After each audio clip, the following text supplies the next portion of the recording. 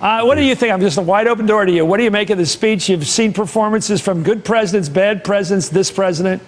Yeah, I mean, he was able to read off a teleprompter, and I guess, at least we know he can read. He doesn't read that well, but at least he read that speech. The problem he has, as far as I can see, is that he's a pathological liar. Hold it now. We did an instant poll, CNN ORC poll, among those people who actually watched the speech. And that's an important thing to remember because, of course, people who watch the speech are, when a Republican president delivers a speech like this to a joint session, more inclined that Republicans will watch the speech. We saw this with Democratic presidents and Republican presidents. That is true tonight as well. That being said, Donald Trump got some great reviews tonight. Take a look at these first numbers, reaction to the speech. 57% of speech watchers had a very positive reaction, 21% somewhat positive, 21% negative. Then we asked if Donald Trump's policies will indeed move the country in the right direction or the wrong direction. 69% of speech watchers say his policies are going to move the country in the right direction. Wrong direction, 26%. And take a look at that 69% because he grew over the course of the speech. Pre-speech, 58% of the speech watchers said they thought his policies were going to move the country in the right direction. After watching the speech, that went up 11 points to 69%. And finally, did the speech make the country more optimistic, or at least those watching the speech? 69. 69. I was telling the story of Maxine. I went on and I was looking for Maxine. She wasn't there. And I asked Elijah, why isn't Maxine Waters here? Because she's the first person I go up to. They said exactly that. She was concerned that she would be so energized that it would be better for her to watch at home, that would be the most respectful thing she could do. Congresswoman, you're not going to be going to the joint address tonight. And back in 2009, back when Joe Wilson screamed out, "You lie" to President Obama, you said that all of you in Congress felt embarrassed after that. What do you say to those critics who say that you not showing up to this joint address, which is about the country more so than it's about the president, is the same sort of disrespect? Well, no, it is not. It is absolutely not. And you cannot compare the two. This is ceremonial. And in this ceremony, people laugh, they smile, they shake hands, they hug each other, they honor the president. I'm not about any of that. I'm prepared to interact with the president only when he puts up his budget and his agenda that I'm going to have to fight. So let's not talk about this ceremony in relationship to, public policy, real public policy. I don't choose to go. I don't choose to go. I don't choose to honor him. I've said that, and I won't be a part of the ceremony, and that's that. Speaking of shaking, let me say that go ahead, I will. Speaking of shaking, let me say that I will go. Solving these and so many other pressing problems will require us to work past the differences of party. It will require us to tap into the American spirit that has overcome every challenge throughout our long and storied history. But to accomplish our goals at home and abroad, we must restart the engine of the American economy, making it easier for companies to do business in the United States and much, much harder for companies to leave our country.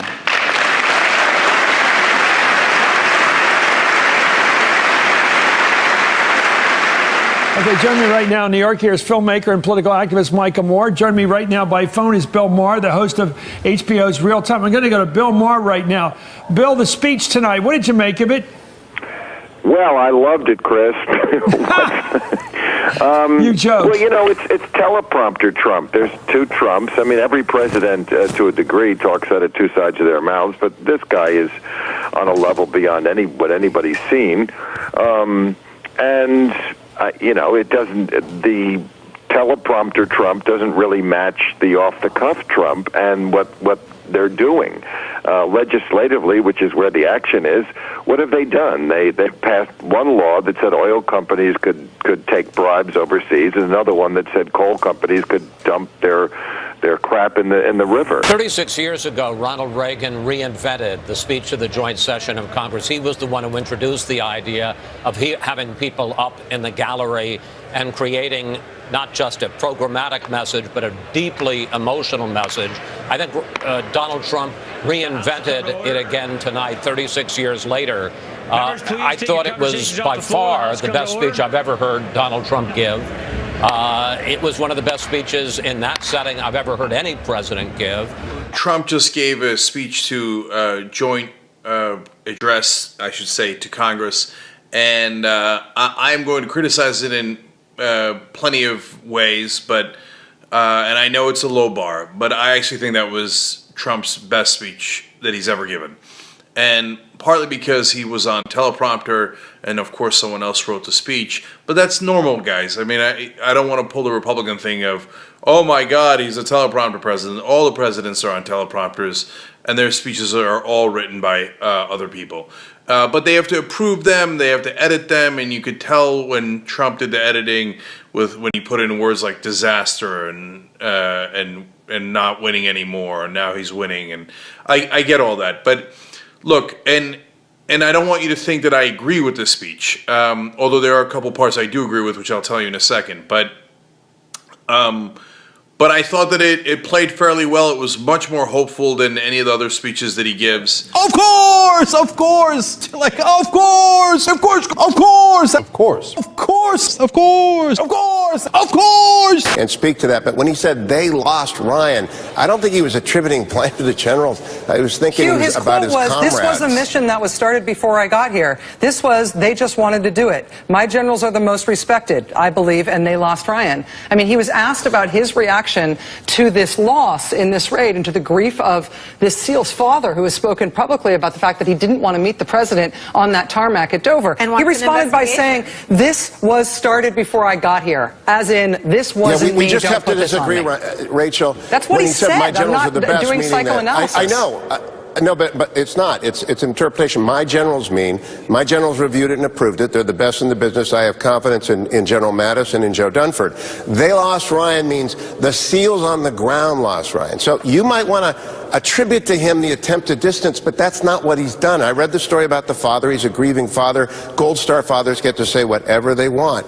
I just admire Mrs. Owens for coming tonight, and I admire the president for asking her and saying to her, we appreciate the sacrifice, and to every member of the military out there, we know you're out there tonight, and this administration is going to be with you. We're going to give you what you need, and my generals will follow up on it. So I heard it completely differently, and that's the divide in the country.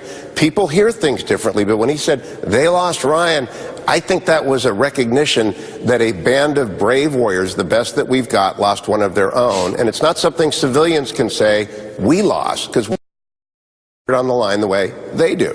Hugh, I hear you, and we all hear the point that you're making about the speech tonight. But in terms of what the president said about this raid, so far his comment about it is, this wasn't me. This wasn't on me. My generals are the most respected that we've had in many decades, I believe. And they lost Ryan. They lost Ryan. Quote, they lost Ryan. But they didn't lose him. We did.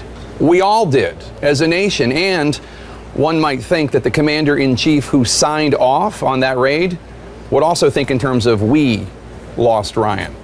Accountability and responsibility, these are important principles. The president had expressed hope that this speech would be a way to better communicate with the American people. And he received high marks, not only for that moment with the Gold Star wife, and not only for his tenor and tone, but also for how he led off his speech by this part in which he unequivocally condemned acts of hate. Recent threats targeting Jewish community centers and vandalism of Jewish cemeteries, as well as last week's shooting in Kansas City, remind us that while we may be a nation divided on policies, we are a country that stands united in condemning hate and evil in all of its very ugly forms.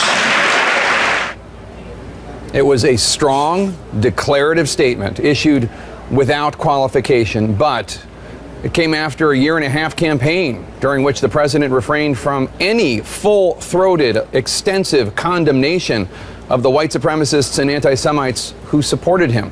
Ninka Fisuri tweeted, I feel I can actually hear the editing battles between Bannon and Priebus in this speech. The tonality really veers around. Times opinion writer Nick Kristof tweeted, this was the best speech I've seen Trump give, an exceptionally low bar. It was vetted and he stuck to teleprompter and avoided disaster. Former National Security Advisor Susan Rice wrote, why do I have this queasy feeling that won't go away? As a focus group member wondered if this was the real Donald Trump. I don't want to rattle the soundbite. I want to ask Michael Steele what you thought of the tone of this speech. I thought the tone was spot on. He figured out that space. I think you put your finger on it. He owned that room in a way that wasn't sort of cartoonish or reality TV-ish. It was presidential. And so in answer to the question, can he be presidential, it came back a resounding yes. I thought that that tone, though, was struck in the very beginning when he led with, his conversation about the end of African American History Month and sort of tied that into this journey that we're all taking, that we still have more to do. To the moment with Navy SEAL Ryan Owens' wife and that very personal moment, to the moment with Harley Davidson, and I wrote this down because I just thought this was the line for me, at least, when he was talking about how they were talking about how hard it is to do business in other countries. They weren't asking for a change. I am.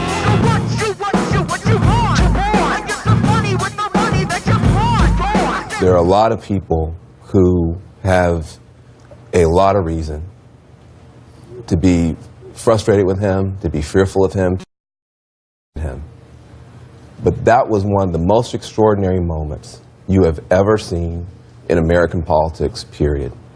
And he did something extraordinary. And for people who have been hoping that he would become unifying, hoping that he might find some way to become presidential, they should be happy with that moment. For people who have been hoping that maybe he would remain a divisive cartoon, which he often finds a way to do, they should begin to become a little bit worried tonight. Because that thing you just saw him do, if he finds a way to do that over and over again, he's going to be there for 8 years. Now, there is a lot that he said in that speech that was counterfactual, that was not right, that I oppose and will oppose. But he did something tonight that you cannot take away from him. He became president of the United States.